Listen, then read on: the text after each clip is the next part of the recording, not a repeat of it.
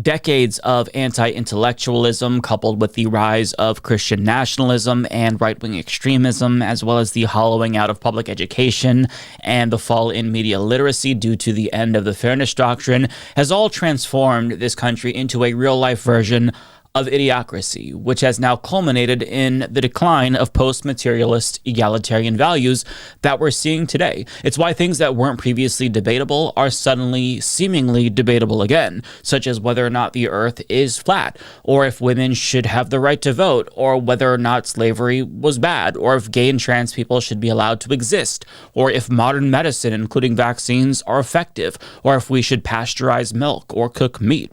I wouldn't be surprised if we were debating germ theory and the theory of gravity or heliocentrism in a couple of years based on the path that we're headed down. This medieval peasant mindset has become ubiquitous in 2025 thanks to Donald Trump and the Republican Party. But a healthy society would never fall for an unhinged rapist, racist demagogue like him in the first place, and his ascendance in American politics is an indication that something is very, very wrong. But think about why that is. If your standard of living continues to decline year after year, and you're working longer hours for lower wages, but you still can't get ahead and nothing really ever gets better, you might begin to grow increasingly desperate and start looking for answers in the wrong places, and maybe inevitably start to be more susceptible to radical ideas. Perhaps you form a conspiratorial mindset or question the efficacy of democracy or blame minorities for your worsening material conditions or become part of some community with fringe beliefs that lead you down the QAnon rabbit hole. None of what's happening is occurring in a vacuum. The Republican Party has waged an aggressive war on public education and bombarded us with propaganda for decades, so that way we're all too stupid to realize that we're in the position we're in now because the oligarchs have enriched themselves at our expense. Without education and media literacy, we'll never be able to understand why we're being pitted against each other purposefully. How we're just pawns in a game of class war being played by elites. We'll never wake up and realize that if we're fighting each other, we're not going to notice that the oligarchs at the top are the ones who are robbing us blind, which explains why they invest so heavily in brainwashing us. And it's no coincidence that we've seen a resurgence in religion because, you might have nothing on earth, but the promise of riches in the afterlife, it kind of helps to pacify the masses and make us all feel better about the prospect that we're poor currently here on earth. Now, I am not a class reductionist, so I don't believe all of the isms and the phobias would suddenly vanish if the working class started to thrive. Having said that, though, there is a link between social egalitarianism and material well-being. In China, for example, social egalitarianism is on the rise as their standard of living improves, whereas here in America, social egalitarianism is declining along with our standard of living. The same is happening in other countries as well. We're not necessarily unique. When societies are doing well, more people value progress. When they do poorly, societies regress. But to be clear, understanding why we're in social decline isn't a justification for it, because regardless of how dumb and confused we become, a sense of morality is still innate within all of us. Having anxiety about your economic condition isn't an excuse to be a shitty person or a bully. And the effect that Trump has had on American culture is so toxic, it defies social science explanations in certain ways, because at your core, if you feel joy watching the ICE Gestapo brutalize an innocent immigrant because you think that them getting kicked out of the country is going to make your life better, you are a bad person. Full stop. If you take pleasure in anyone else's pain and suffering, you are a bad person. And no amount of prosperity or education will bring you back from the trenches if you literally relish in other people's pain. And we have a lot of individuals in this country who do just that. And a lot of these people are too far gone. That is a fact that we all have to reckon with. The most immoral bullies somehow managed to monopolize discourse, in part because antisocial behavior is now incentivized in some ways due to social media, because you can now monetize attention. It doesn't matter if that attention is negative. Positive, negative, there's no difference. Like if you say a slur on TikTok or tweet about how women shouldn't vote, you're still going to attract an audience. It doesn't matter if they're all hate watching you. Like, you get paid either way. So the environment that we're in has normalized so many things that never ever should have been normalized. And as exhausting as it may feel, the rest of us have to push back as vociferously as we possibly can before things get even worse. And based on the trajectory that we're on, things are getting much, much worse, seemingly exponentially. Like, if something is objectively evil and that becomes socially acceptable again, we have to make it socially unacceptable. And I want to give you just some examples of horrifying things that have suddenly become normalized, especially in the new Trump era. One of them is the return of Nazis, which isn't going to surprise anyone who's watching this, but as HuffPost reports, 2 Nazi flags were seen hanging from the Rockwall Heath High School building in Dallas over the weekend, and that might not surprise anyone, but it's still deeply alarming. This comes after armed Nazis have been increasingly showing up in predominantly black neighborhoods and at Pride events over the years. And on the subject of Pride, just casual 1990s-style homophobia has made a comeback. I say this because conservatives on Twitter have been throwing hissy fits all week with viral post after viral post about 2 male Vikings cheerleaders simply because they don't think that gay people should be seen in public. And after years of trying to erase trans people from public life, they've now turned their attention back to the gays. And trans people warned us that they'd come for the gays next, but it didn't stop so many gay people from throwing trans people under a bus in hopes that conservatives would spare them.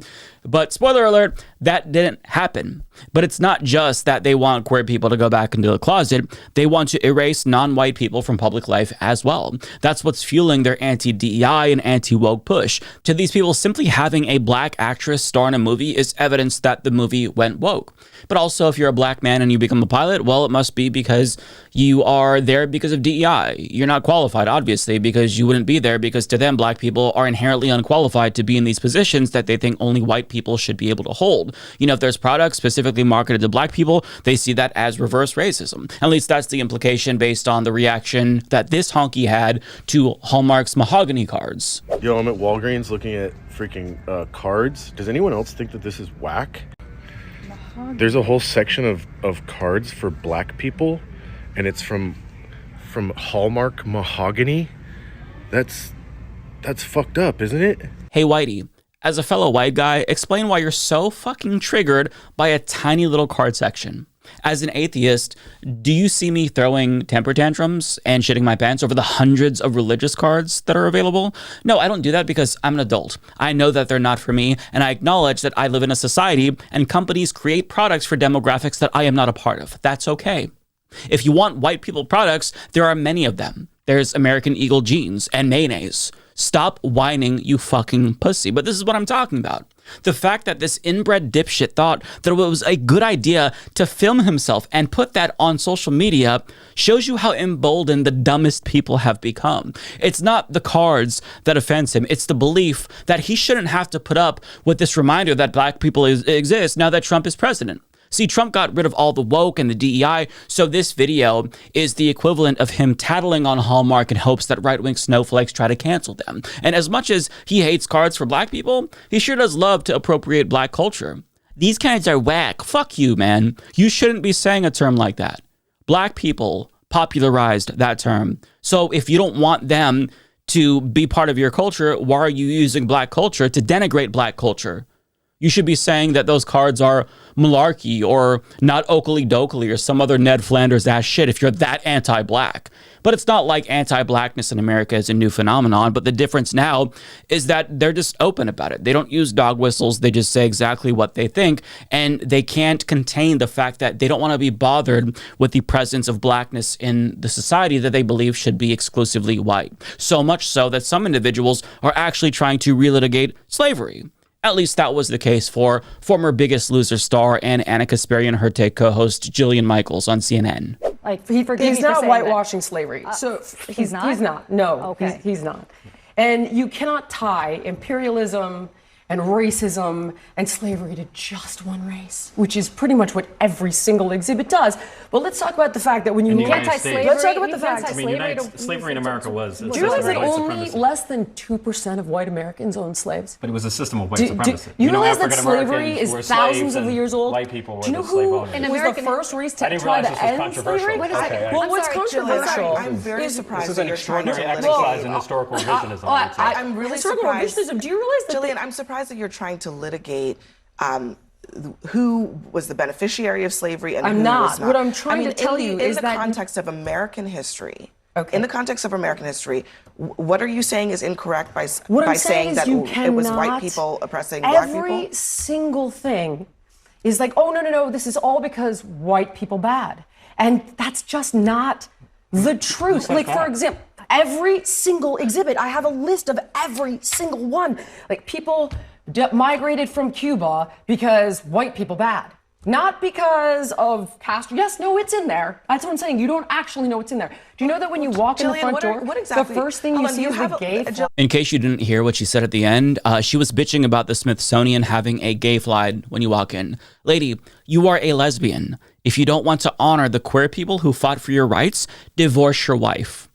The people Trump is trying to erase, particularly black and brown trans women, those individuals are the reason why you have rights today at all. So instead of complaining about them, you should thank them. Or you should shut the fuck up and not talk about it. And I'm sorry, but why is this baboon-brained imbecile, who's the star of video game shovelware, such as Jillian Michaels' Fitness Adventure and Jillian Michaels' Fitness Ultimatum, trying to give all of us a history lesson on slavery and U.S. imperialism when she doesn't know what the fuck she's talking about? What qualifies her to share her opinion with us? Why would she think that we want her fucking opinion? Who the fuck are you, lady? Go make some new tricep workouts and stay the fuck out of politics, especially if you don't know what the fuck you're talking about and you're trying to downplay the ubiquitousness of slavery. Like, you don't see me weighing in on sports and shit that I don't know about because I stay in my fucking lane. But people like her should do the same. But I mean, this is the fucking problem in this environment. We've got hundreds of thousands, if not millions of people taking medical advice from Joe fucking Rogan. We've got Republicans funded by the fossil fuel industry debating climate change scientists as if they're fucking experts. We have surpassed this stupidity and idiocracy because at least in that movie, they turned to the smartest people to solve their most difficult problems. But in 2025 America, we're seeking out the dumbest people and putting them in charge in hopes that they solve all of our problems. Like, we made anti-vax nutjob RFK Jr. our HHS secretary. We made an alleged rapist and alcoholic our defense secretary. Like, I'm sure we're months away from making Pennywise the clown from It the new education secretary once Linda McMahon, resigns or something. But this, my friends, is the result of an underfunded education system and a whitewashing of U.S. history. As Dropsite News explains, the only 2% of white Americans own slaves line is misleading. It counts the entire white population, including women and children, not households. About 8% of all white Americans lived in slave-owning households in 1860. 25 to 30% of white households in the South owned slaves. In parts of the Deep South, the rate was even higher. Slave ownership was concentrated among wealthy whites, but the entire white social order benefited politically, economically, and socially. P.S. Jillian Michaels, after slavery ended, white supremacy continued and was enforced through Jim Crow laws, lynchings, disenfranchisement, and segregation, so the system of racial oppression continued well into the 20th century. Now, she responded to that by doubling down and accusing him of virtue signaling. So if you cite facts about U.S. history, you are virtue signaling, according to Jillian Michaels. It's not because you care about the objective truth and you want to correct somebody who's wrong. It's because you're trying to score woke points or something like that. I can't with these fucking people, man. They are driving me crazy. But as idiotic as Jillian Michaels may be, I've got to ask, why did CNN even book her in the first place? This individual has no expertise. Why not bring on a historian if you're going to have this conversation? Or an expert, somebody who knows what the fuck they're talking about? That's a rhetorical question. I know why CNN does this. They are the media equivalent of Jubilee, where they will book the biggest idiots, including Nazis, for clicks, and they do this because they monetarily benefit from that, but society pays a price for the shit that they do. Now, thankfully, Abby Phillip, the CNN host who hosted that panel, she put out a response after Trump weighed in and whined about the focus on how slavery was bad, and what she said here was actually really good, so Let's hear her response. Last week on this show, a guest shocked the table by arguing in part that slavery in America can't just be blamed on one race, and that museums put too much focus on the role of white people who participated in that terrible institution. And now tonight, that same argument is being pushed by the President of the United States. Donald Trump says that one of the reasons for his crackdown on Smithsonian museums is, quote, everything discussed is how bad slavery was. What we try to do on this program is create a platform for discussion and debate that reflects the very real differences that exist in this country. It's what echo chambers in our society fail to do, frankly. But on this topic, it's important to say objectively, slavery was indeed bad. It was evil, the nation's original sin. And it is impossible to understand the true history of this country without fully grappling with slavery's impact. Simply because of their birthplace and the color of their skin, the bodies and spirits of black men, women, and children were exploited for profit and power. They were forced onto ships, bound by shackles and collars that ripped off their skin. One older man described it as iron entering our souls. Some chose to jump into the waters infested with sharks rather than feel that iron. Now, once they arrived on this very soil, they were forced to work by way of the whip, despite being starved, sleep-deprived, threatened, tortured, physically and psychologically. They were auctioned off, humiliated, fearful, and separated from their families and their children. Black women and girls were raped and sexually assaulted. Many were brutally murdered and mutilated. Now, this endured for decades, centuries.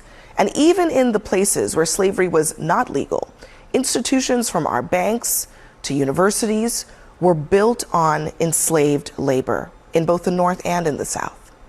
And for many of the white Americans who did not personally own slaves, they benefited from a caste system that concentrated wealth and political power in their hands.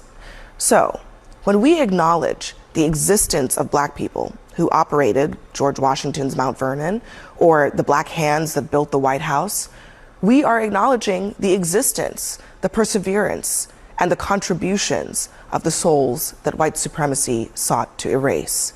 And that right there was a brilliant segment, and it should have been the only response to Trump's whitewashing of American history. We didn't need a panel discussion for this. That right there was excellent by its own. But this idea that you're in an echo chamber if you don't bring both sides to the table for a debate is complete and utter bullshit. We don't need to hear from clueless Republicans and white supremacists on cable news ever, but particularly as it relates to white supremacy and slavery and the whitewashing of U.S. history. All that they do is make previously non-debatable subjects debatable again. It benefits nobody except them, because all of a sudden, people are relitigating things like slavery, and the Overton window is shifting further and further to the right, just like they wanted. It benefits nobody but them. This is the paradox of tolerating intolerance. You're not putting yourself in an echo chamber if you exclude voices that want to exclude others. And this liberal mindset that we need to be inclusive of all voices, including white supremacists and Nazis, is how we got ourselves into this mess to begin with. Slavery is not fucking debatable, period. Climate change is not debatable, period. And if we don't collectively agree to move beyond these ideas that are factually and objectively wrong or racist or antiquated or just stupid as shit, all of society will continue to be held back. We have to drag these dipshits kicking and screaming into the future, whether they like it or not. And part of that process means we do not platform them. But since, we're not doing that, and these people are given seats at the table on CNN and Jubilee and online, we've actually elevated these positions. And not only that, the biggest dipshits have been elevated to positions of power. Like, we've collectively time traveled to an era where people were property again and women couldn't vote, and there are people who are just fine with that. On that note, by the way, our dumbass defense secretary, Pete Hegseth, shared a CNN interview with Doug Wilson, the pastor of a growing Christian nationalist congregation that Hegseth is a part of. And he included the caption, "All of Christ for all of life," which is the church's motto. So it's clearly an endorsement of this pastor. And putting aside whether or not it's appropriate for a public official to explicitly endorse a religion, it's not. That's a different story for a different day, though. But a Republican endorsing a particular pastor's views isn't necessarily surprising. But when you hear the draconian draconian bullshit this pastor spewed that Hegseth endorsed, it speaks to how far we have fallen as a society. Here's just a small sample. A big focus of his Christian movement is on a patriarchal society where men are dominant and women are expected to submit to their husbands. Women are the kind of people that people come out of. So you just think they're meant to have babies? That's it. They're just a vessel. No, it doesn't take any talent to simply reproduce biologically. The wife and mother, who is the chief executive of the home, is entrusted with 3 or 4 or 5 eternal souls. Do you see yourself as the head of the household, as the man? He is the head of our household. Yes, and I do submit to him. So like moving here was ultimately your decision. Yes. That's a great example. Wilson says in his vision of a Christian society, women as individuals shouldn't be able to vote. His fellow pastors Jared Longshore and Toby Sumter agree. In my ideal society, we would vote as households. And I would ordinarily be the one that would cast the vote, but I would cast the vote having discussed it with my household. But what if your wife doesn't want to vote for the same person as you? Right. Well, then that's a great opportunity for a good discussion. There are some who have gone so far as to say that they want the 19th Amendment repealed. I would support that. And I'd support it on the basis that the atomization that comes with our current system is not good for humans. And Wilson, a veteran himself, is unapologetic about his view that women shouldn't be in certain leadership or combat roles. Looking at the leadership page for Christ Church, it's all men. Do you accept women in leadership roles in the church and in government? In the church, no. Why? Because the Bible says not to. And now there's a monthly prayer service at the Pentagon, initiated by Hegseth, Wilson's highest level connection to the administration. It's not organizationally tied to us, but it's the kind of thing we love to see. For his part, Hegseth has publicly praised Wilson. Now we're standing on the shoulders of a generation later, the Doug Wilsons and the others. Wilson's influence spans the globe with more than 150 churches. Do you still believe what you said back in the 90s, that there's a mutual affection between master and slave? Yes, it depends on which master and which slave you're talking about. Slavery was overseen and conducted by fallen human beings, and there were horrendous abuses, and there were also people who owned slaves who were decent human beings and didn't mistreat them. Fuck me. That is just bleak. Like, it feels like we are truly doomed.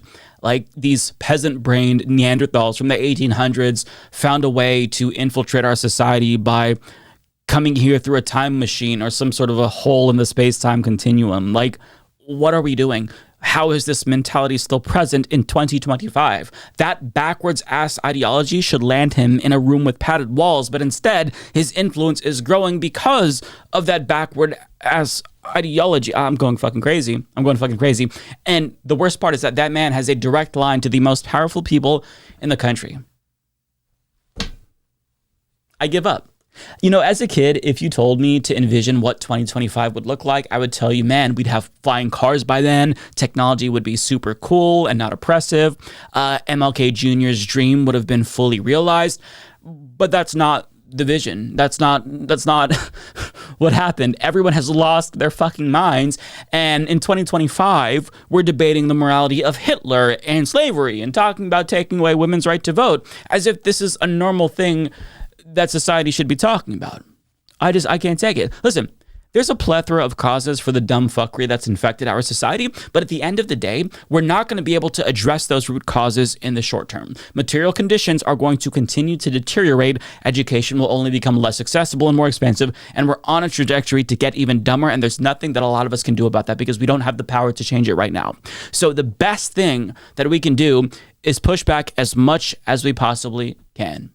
If something like women's suffrage or slavery or Nazism and Adolf Hitler are socially acceptable suddenly again, which they are, we have to make them socially unacceptable again. That means you push back against these ideas wherever you are. You call out the platforms profiting off of the poisoning of our political discourse. It means you bully the motherfuckers until they acquiesce. We're not going to get them to change their views, but we can at least force them to go back into the closet and metaphorically, maybe buy them a one-way ticket in some time machine back to the era that they came from. Because we don't need that in our modern society, right? We have to try to do this in some way. We have to respond to antisocial behavior with a social price, with social ostracization. It's not a perfect solution. It might not even be a fucking solution, but we have to do something, because if we don't shift the culture away from this lunacy, then the damage will be irreparable. And that's if it already isn't too late. Like everywhere there's glows. You see them all the time. I mean, it's constant. My children will be like, Mama, glow, glow, glow, glow. I turn on TV, there's glows in the background. Every TV show, news media, glow, glow, glow, glow, glow, glow. They're everywhere. Glow, glow, glow, glow, glow, glow, glow, glow, glow, glow, glow, glow, glow.